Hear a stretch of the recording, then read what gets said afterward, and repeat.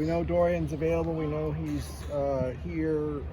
He's practicing. Is he available to throw passes? He's available. How's he progressing in his recovery? He's doing a great job. You expect to throw passes today? He's available. How has Ethan Garber's look this week? Ethan's done a really nice job. I think from when he got here last spring, progressing all the way through, done a really nice job. He's got a great grasp of what we're doing. Real comfortable with Ethan. How about Chase Griffin? How's he looking this week? Same thing. He's working. He's available today. Has Dorian been throwing passes in other parts of practice? He's done a lot of different things today, so like this week. So see how it goes. You said you didn't have changed play calls for Ethan, but I imagine you would probably game plan a little bit differently if he was your starting quarterback. Can you talk about that? No, we wouldn't game plan differently. Ethan can run our whole offense, and we grasp the whole thing that Ethan can do, and Ethan and Dorian are very similar. So. He's not quite the runner. That's not true. He is? His brother's the all-time leading rusher at the University of California. The Garber's families are really good athletes, so don't underestimate him. He's the Sleep on him. He's not a good rusher. As a quarterback? Yeah, he's the leading quarterback rusher in Cal quarterback history. rusher. Okay, all right. Garbers are good athletes. Okay, yeah, I know.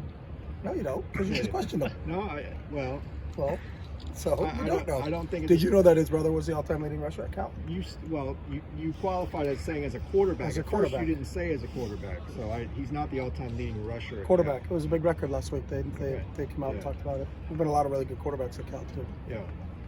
What kind of problems does Cam Rising bring to you? Yeah, he's a dynamic player. He's come in. He didn't start the year, but I think they've kind of settled on him as their starter. I think he's obviously similar to most college quarterbacks now. He can beat you with his arm and his legs. He seems like he's a really accurate passer. He's got a really good grasp of what Andy Ludwig's asking him to do in that offense. And it seems like once they inserted him into the lineup, they've taken off offensively. So really good football player. Does it impact your offensive preparation at all, knowing that Devin Lloyd has got to sit out the first half for Utah this week? Their scheme is pretty similar. I don't know if it's, when we go through it, because he wasn't gone that long. He's been around for a long time, so I don't know if that impacts how they're going to call the game. We're obviously aware that he's not going to be in there in the first half, but schematically, they've been doing the things since Coach Whittingham was the defensive coordinator. So they've been doing things that their system defensively has been in place for a long, long time. I couldn't tell you because there isn't enough tape to say do they call things slightly differently when Devin's in or Devin's not in. So we won't know that until the game unfolds. They're retiring number 22. It's going to be an emotional evening. What are the challenges of playing in a game like that as the other team? Yeah, we've not even thought about it or talked about it. And obviously, our thoughts and prayers are with the whole Utah family. That's to lose a player, in the prime of his life like that.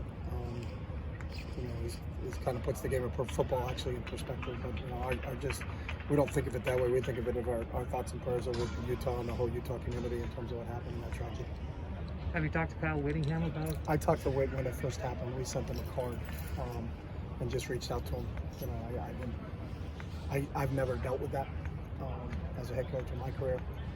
And that's a pretty difficult thing. And whatever we can do to support him, and that's what we did when we sent a card to the entire team from our team, just saying, hey, we're thinking about you, and our thoughts and prayers are with you.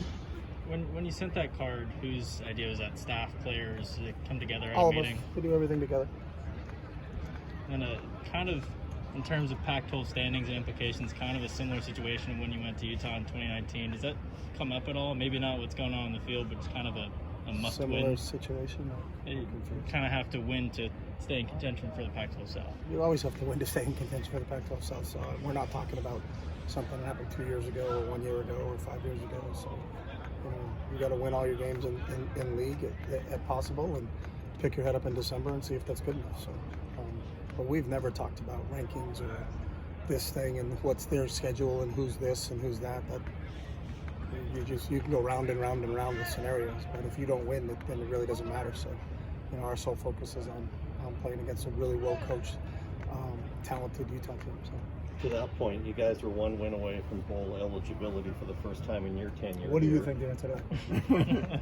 I'm going to ask it anyway. Okay. All right. Have not talked about it. I'm not asking if you talked about it with the team. That's not even the question. Okay. In your big picture hat, which you don't like wearing, Yeah, I don't have to wear it. So. But It's not that I don't wear it. I don't like wearing it. I don't even own it.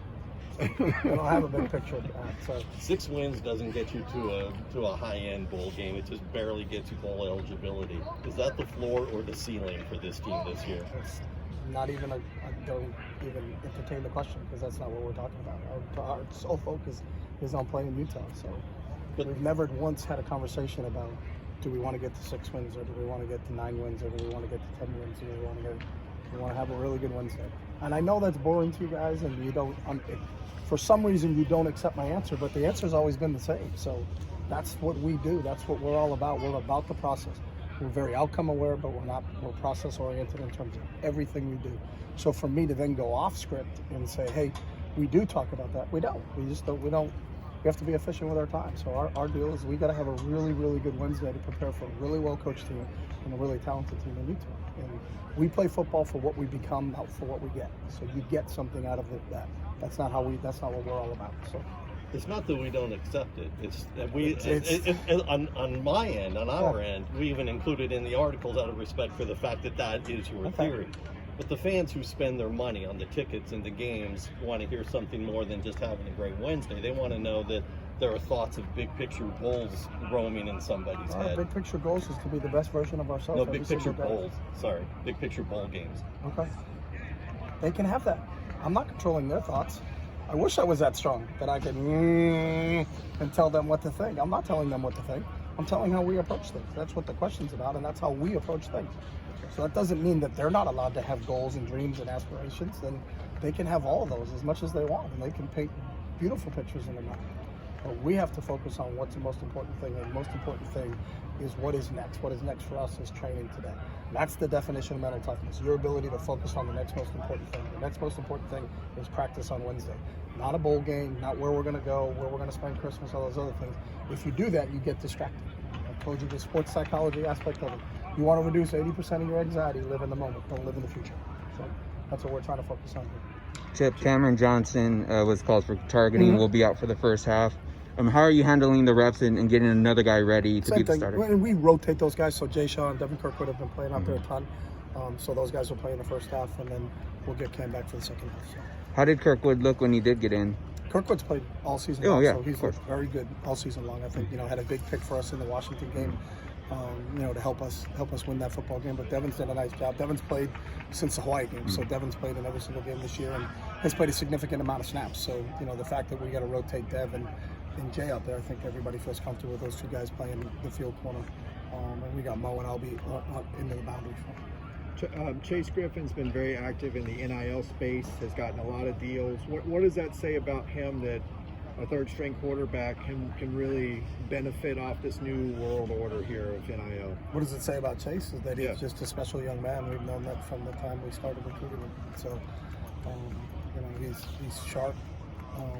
If you have an opportunity in NIL deals and you want a great representative for you, you should contact him. He's a great young man, and we're really proud of him. He's graduated undergrad from here in 2.5 years. He's already enrolled in grad school. Chase is a special person. So I think the companies, or whoever they are, and I don't know who they are, that are involved with Chase are pretty smart, because Chase, I'd want Chase.